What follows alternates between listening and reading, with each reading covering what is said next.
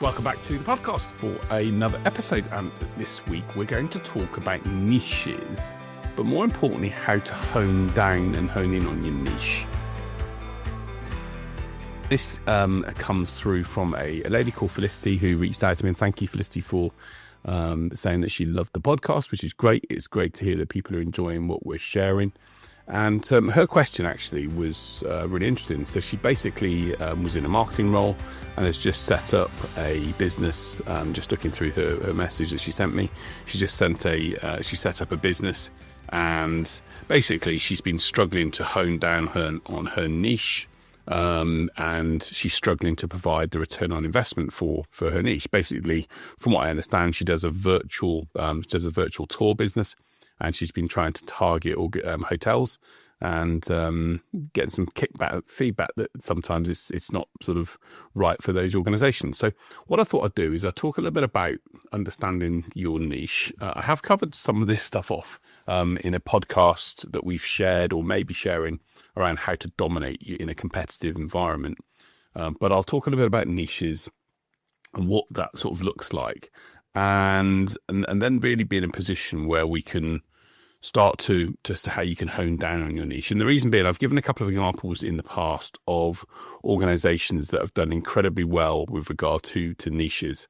A good example of that, as I always use, is Beanie's coffee or Little's coffee. There's a bit of competition now in that space, but both of them, the coffee space was a really huge billions of dollar market dominated by Nescafe and Kenco and those sort of big corporates. And yet these two companies built a niche within a niche, doing flavored coffee.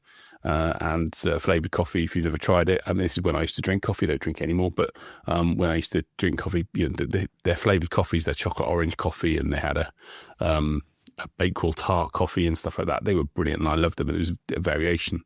And what they'd obviously done is created a niche within the niche that was useful for them to be able to build a sweet spot. And so, I guess the question is, how do you hone down on a niche? And I think the first thing I'm going to say, when I asked Felicity, and she asked me a question, by the way, on LinkedIn, and I replied.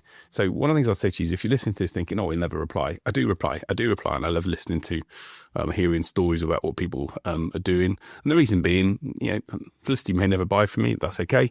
I don't care if people don't buy from me. What I want to do is help you achieve your goals as a business owner, or someone that's trying to be successful in selling.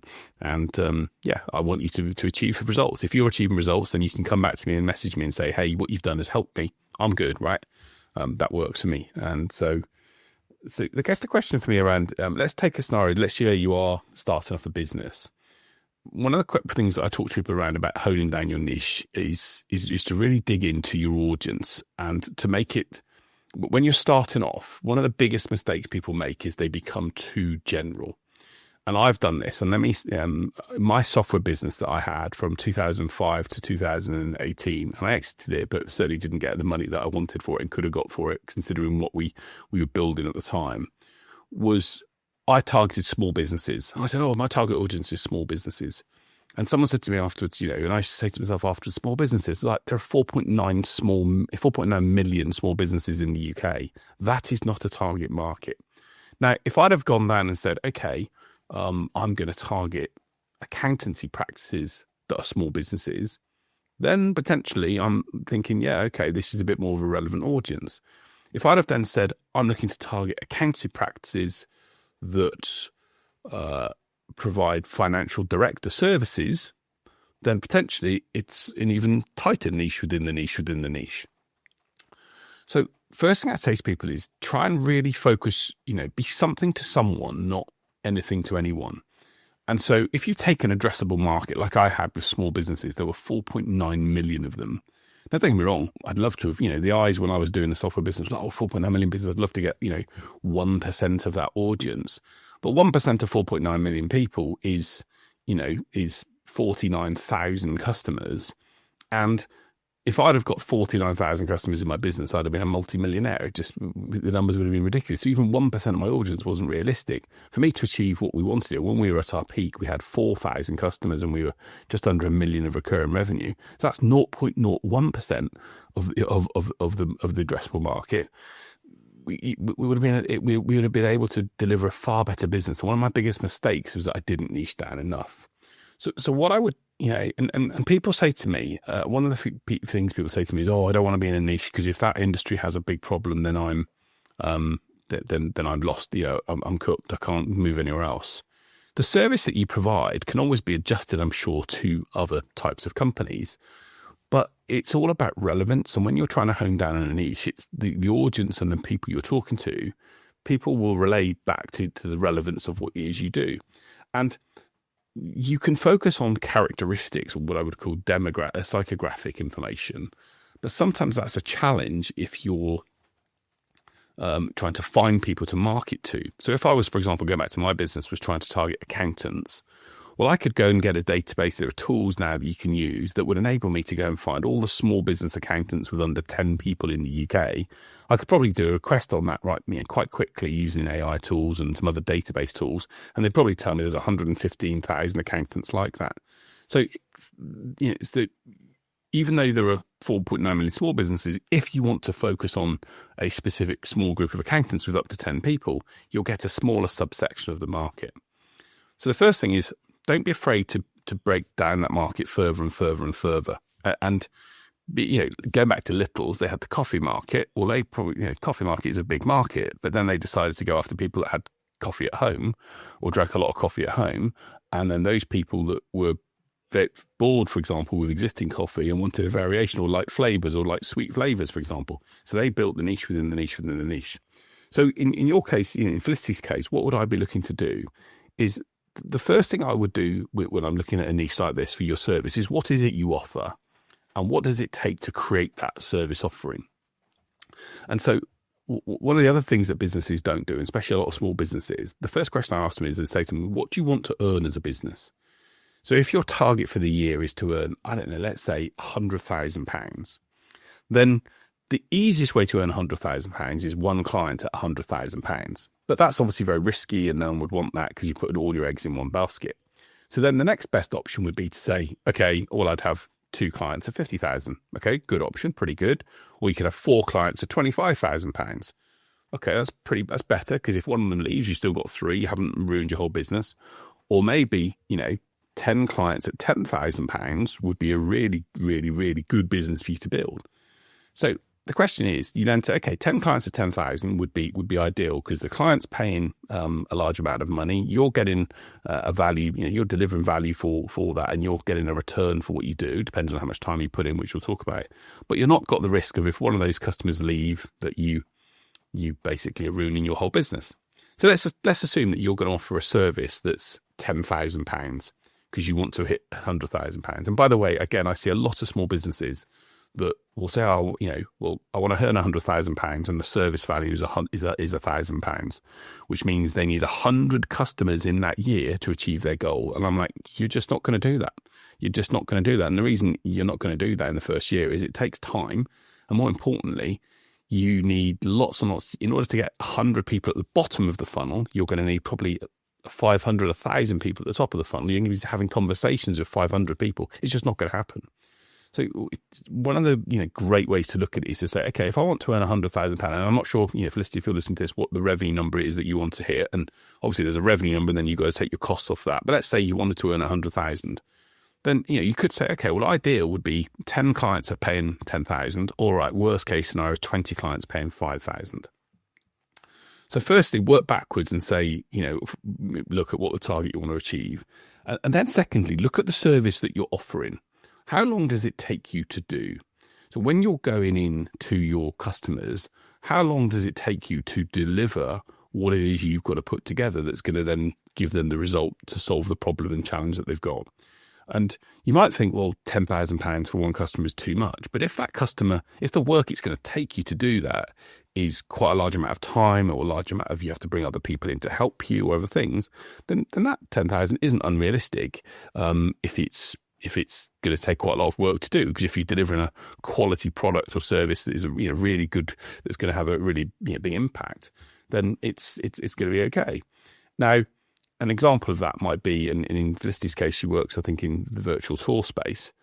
one of the things that maybe companies are doing, and I know this from working with an old estate agent before, is on very, very large, expensive properties, over £10 million, they might spend £10,000 on a virtual tour of the house to give access to people that can't see it, because those people might be overseas. So it may well be that the house is £10 million. Well, they might spend £10,000 to sell the house because they know they're going to make a really good commission. Most commission estate agents will make, 1.5%. So, someone selling a £10 million house is probably going to earn, £100,000 commission. Therefore, spending £10,000 isn't going to be too bad for them to do. So, have a little think about your audience and what the target is. Have a little think about the target you want to hit and what it's going to take you to do it. Now, the reality is there's a great, element in business and sales, and that sometimes doesn't have to take a lot of time. It can be knowledge. So I'll be honest with you, when people work with me, I'm not the cheapest. There are definitely plenty of people out there that are cheaper, but what they don't have is my knowledge over coming up to 50 years. And by the way, I've got a 50th birthday coming this year, and I'm going to do an incredible giveaway for my 50th year birthday giveaway on my podcast. Stay tuned, subscribe to the podcast to make sure you get access to that. I'm going to be giving away £5,000 worth of prizes, basically for a competition there. So stay tuned to that. But I've got knowledge that I built up over time, and I know what works and what doesn't work. And that's what I charge for. I charge for the fact that it's in my brain. I know what works. And if people take a different path, they make mistakes. And if they utilize the knowledge and experience and insights I give them, they don't make these mistakes that cost them. So, you can charge also for your knowledge as well. But let's say you're charging for a particular service. Make sure that you've tallied up the time it takes you to do things. And by the way, I often see business owners tallying up time and then not getting the value for that time. So what ends up happening is they give away their hours, and they might spend 70 hours on a project, and then they end up charging that time out at £10 an hour. And I'm like, well, if you're working your backside off for £10 an hour, go and work in McDonald's or another organisation like that, because you could earn more for having less stress as a business owner. So I think, if you're running your own business, I think minimum you should be charging as a business owner for your use of your own time, and to have the risk of running your own business is, I think, £50 an hour. So therefore, you might say, if it's going to take you 70 hours to run, if it's going to take you 70 hours to do a project, then if, let's say, we times that by 50, well, the minimum that you would want to charge for that project would be £3,500. Because it's £50 an hour times 70 is £3,500. And then you might have some other costs for other people that you bring in or other elements. So it may well be that the total, offering for what you do may well be, let's say, £5,000 for that organisation. Now, let's say you offer that for £5,000. What you've then got to remember is the organisations that you're selling to, there's two things that are really key for them when you're selling that service to them. The first is risk, okay? And the second is return.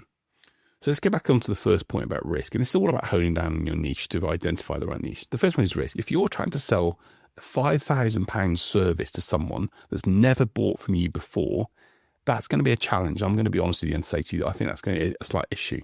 And the reason being is because when people are buying stuff for the first time, they want to test out the goods. That's why car companies do test drives. That's why software companies do free trials. That's why legal people do the first half hour for free. If you're trying to sell something to someone for £5,000 off the first thing you do, the first sale, I think it's a challenge. I really do. And I think you've got to try and find a introductory offer stroke product or offering that's about a tenth of that to get people sort of whetting the appetite, as it were. And again, it depends on who you're targeting. But if you're targeting, I'm working with as I say, I did this on another podcast, a large investment organisation at the moment, who, even though the proposal that I'm sending in, and I've done a lot of work with other people in this industry, is for around about £35,000, I'm going to do an initial workshop with them for 10% of that, so £3,500, which for this organisation, based upon my history and what I've done, they're accepting of. I'll be honest with you, it probably is still at the top end of what you would charge, but my history and experience and what I do and my brand has made them feel comfortable with that. So you've got to make sure that you understand there's a risk for people to buy. And the risk for the buyer is always what I'm buying is never going to give me the result that I want it will. Or I might spend this money and it won't give me the result, which is why the bigger the figure is, the more nervousness they have around doing that. So our job should be to de-risk that, to make it such that people go, okay, I'm going to spend, in your case, in the case, let's say I'm going to spend £500. If it doesn't work out, okay, yes, it's a lot of money, but it's not going to be break the bank money for maybe some organisations. Whereas if it's an individual, they might only want to pay even a lesser figure. So they're trying to de-risk it. They're trying to check you out to see whether what you offer really works as a service provider. So that's the first thing, risk. And the second thing is return. So, and this is something I explained in the reply I gave back to Felicity. If the organisation you're selling to, and she was talking about sending her service into hotels. I said, okay, well, let's say you're charging £5,000 for a service, and the hotel is a nice hotel, but let's say they sell their service out for their room out for £150 a night, and so £50 of that is cost, but £100 of that is profit. So if you're selling it for £5,000, then they've got to get 50 people that buy their hotel room for basically, 50 people to buy the hotel room as a result of this new service that she's offered, for them to even make their money back. And most organizations, when they buy or invest something, want to invest. That's the whole reason why they invest. You don't invest, if you invested the same and put money in per month and got the same money back, you'd go like, why am I doing that? So most organizations want to at least get a 1x return on investment. In most cases, 3 to 4 is the figure. So if they're investing £5,000 in you, they're looking to make £15,000 to £20,000 in return. Well, so if you look at 20,000, let's say it was 4 times the return, and the hotel rooms, they make £100 on the hotel room, that means they've got to sell 200 of that item to make their money back on you. And most people would look at it and go, oh, 200, that could be quite a big number to get to. Is that going to happen? Oh, that's probably unlikely, which is why they're probably going to think it's not worth investing in. So when you hone down on your niche, you've got to look at the return for the customer that you're selling to and ask them the question, when you sell your service or offering, what's the typical average sale value that you have? And how many of them do you normally have per month? Because if you say to them the typical sale value for the client you're talking to is £10,000 and they normally get 2 of those a month, then you can say, well, invest in a bit of money, the £5,000 for your service to get 10,000 means, okay, it's sort of reasonable. And if your service can help them sell 3 or 4 of those per month, so instead they go from 20,000 to 40,000, then they're going to go, okay, this potentially can make more sense because the return is there. And most organizations and most business owners don't think like that. They don't think about what the impact that the buyer's going to have. And buyers do it. That's what buyers care about. You see, if I invest £10,000 now, £5,000, £100, whatever that figure is, how can I turn that into a return, or how can it help me solve an issue in my business that's costing me more than that? And when you think like those things, then it makes a big difference. So look, really, when you want to hone down on a niche, really try and identify what is going on in your market space. What are the key challenges for those organizations? What are they struggling with? What are the things, in Felicity's case, and I said to her, what are the things that are causing the challenges? For example, who does need to bring, in her case, she was doing virtual reality, who needs to bring their service to life? An example of that could be a very, very, like I say, a high-end estate agent who sells product, houses over 10 million, who, for example, are, for people overseas. Or in her case, I was saying, where don't pictures hit the mark? So where are pictures of something not as good as video? Now, one of the things that you might see, for example, is, video now is very popular. People got their phones, they can do things. Where is virtual reality different? If you really want to go into a detailed, specific part of something. So is there an engineering company, for example, that has a really detailed, specific way of their machines operating that could give comfort and assurance to a buyer overseas, for example?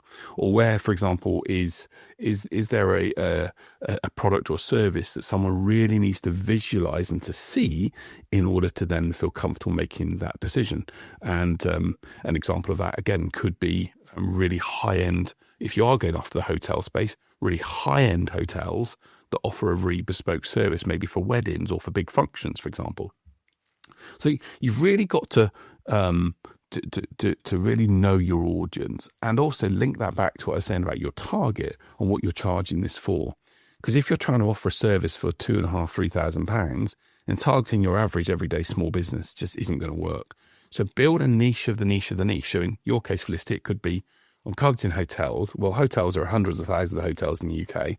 95% of them are not going to buy a service that maybe, let's say it does cost, I don't know what your service costs, but let's say it does cost a few £1,000s.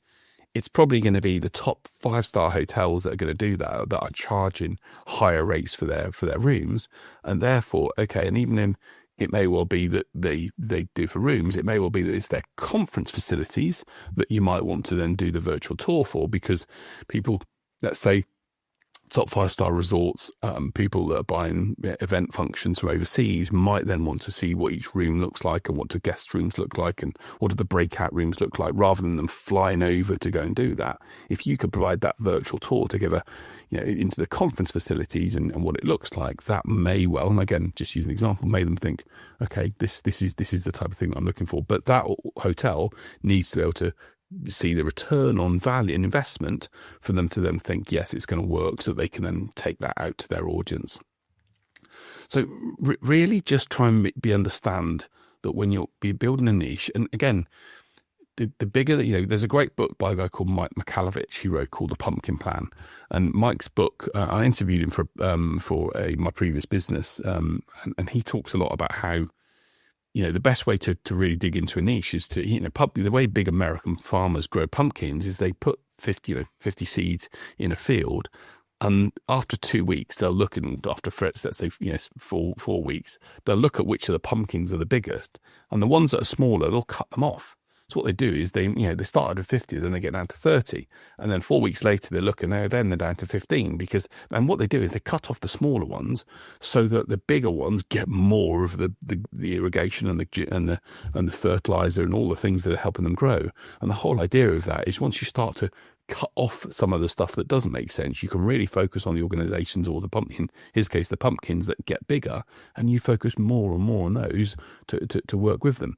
So start to dig into your audience, start to look at your customer base, start to ask the questions around what are the real challenges they're facing, what are the real issues they have in their sales process, where would a virtual reality solution really help a buyer further down the funnel. Sometimes it's not just at the top of the funnel, we have to think it's at the middle or at the bottom of the funnel. So really try and hone down your niche and talk about those problems with them. Ask them, what big an issue does that have that someone can't see what you do? How big a concern does that cause you? Where does that stop you from doing business with someone? And really dig into their world before you engage. And if you really want to think about honing down on a niche, I go back to that target that you had, and if say your target is £100,000 for the year. And that means you're going to sell 10 lots of service at 10,000. To get to 10 customers at the bottom, you're going to need probably 100 at the top. Well, if I said to you, are there 100 top quality venue resorts, the 5-star resorts in the UK that sell high-end event services to overseas clients? There probably is. So if you start with that 100, what you can then do is you can make the content and the communication and the things you do very relevant to them. Your message automatically becomes different. It becomes, top end, a guy, 5 ways in which 5-star venues that target overseas clients for events can showcase their location. Suddenly, if I'm the event director or the company director in that company and I see a piece of content that's really relevant to me, I'm more inclined to open it. Relevance is key in sales. We have to make sure our message is relevant to the audience. And when things are relevant, people are more likely to engage and to look and see the value, especially if you can bring expertise and knowledge in that space. So look, honing down on a niche is an important thing to do. There will be people, by the way, put in your comments in the comment section below. If you think I'm, talking rubbish, feel free. But people say, "Oh no, you shouldn't go down to a small group only." Look, when you're building from the bottom upwards, start off with, I think you should. I think, and a good example of this is Katie Saywell and Kelly Wynn, people we've mentored with Shift Success Program, where I'm a mentor for. They started with, they were going to be dog trainers, and they were like, "Oh, there's loads of dog trainers in my area." Katie then identified that, she had a Dachshund dog. She trained her Dachshund dog. No one else, and this was probably 6 or 7 years ago. And if you search for Katie Saywell, the dog's code now, she's one of the world's leading Dachshund dog trainers. She identified that she wasn't going after any dog, but she was going to go into Dachshunds because that's the area that she could work with. Kelly Wynn did the same with Beagles. So really try and identify your niche. And when you build up that niche and become an expert in that space, be something to someone, not everything to everyone. You can start to build a critical mass. And once you've built that critical mass, then you can go on and build from there. People forget that Tony Robbins, who was, one of the world's greatest motivational speakers, started as someone who helped people stop smoking. That's how he started. Richard Branson started with his shop, his magazine shop, and then started to build it up, and then built the Virgin brand from there. People start in small. Justin Welsh even talks about how he started at a small level, trying to help certain companies that had SaaS products, and then built up to become the solo entrepreneur guy. So start with a real tight, focused niche. Become something to someone, everything to everyone. Go in, do it 5 times. Big market, into another market, into another market, into another market. And check. There are 3 rules I always say. Check, is there enough of them? Are they prepared to pay? And do you like working with them? And if you can target, if you can satisfy those 3 things, you'll be in good shape. So I hope that helped you. Felicity, by the way, then listening to this, if you have got a question, as I say, reach out onto the podcast. I'm always happy to share insights and questions for people. I want you to get great results. The key thing is focus on that risk. What's the risk for the buyer? De-risk it for people. De-risk it. Not just, and this is a message for you in sales in general. De-risk things for the buyer and focus on those returns, and you're going to be in a better position. So, as I always do, I finish the podcast with an inspirational story. And this week, I am going to talk about a lady called Lisa Johnson, actually. And Lisa Johnson was a lady who, and the reason I share this story, I thought it's really interesting. She was, he's a business consultant and author now, and she now does business consulting on a regular basis. But the reason I like this is that she transformed her life. She was living on a council estate, and she was in severe debt. And she has a company called The Strategy Company now. I don't know them. I've never worked with them, but she focuses on helping people achieve passive income. And it just made me think that for someone that was, in significant debt and who, had a tough, situation, she wasn't giving up. And when I look around, the world and the companies, in the country that I live in, there's a lot of people that sadly have a victim mentality. And I feel if you've got that victim mentality, the world's not going to help you, right? If you think someone's going to come out and save you, then I think you're wrong. You got to save yourself, and you got to get on your front foot, and you got to do things to help you get where you want to get to. And so, to me, I look at that story and I was like, okay, Lisa, fair play to her. She decided that, there's a phrase I always use, eat or be eaten. She was going to either be eaten up by the society and the world around her and become a victim, or she'd take things into her own hand. And she's become a multimillionaire now and successful. And I guess I look at stories like that and think, yeah, good on you. You made it happen. I don't know her individually or personally, but that story of turning adversity into triumph to me is a great one. So that's it for the podcast this week. How to tone down a niche. Hope it's been useful. A bit longer than normal, but hope you've given you some practical insights on what you can do to put things in place. As ever, thank you so much for listening. It's a pleasure to share your journey wherever you're going, or to if you're watching in the evening. And as I say, great to have your company, and I can't wait to share the podcast with you until next week. As I say, keep an eye out for my 50th birthday giveaway. You can be £5,000 worth of prizes to get involved in that. Subscribe to the podcast and make sure you're here and get access to all of the insights and recordings over the next few weeks until we get to that point. But until then, stay safe and see you soon. Take care.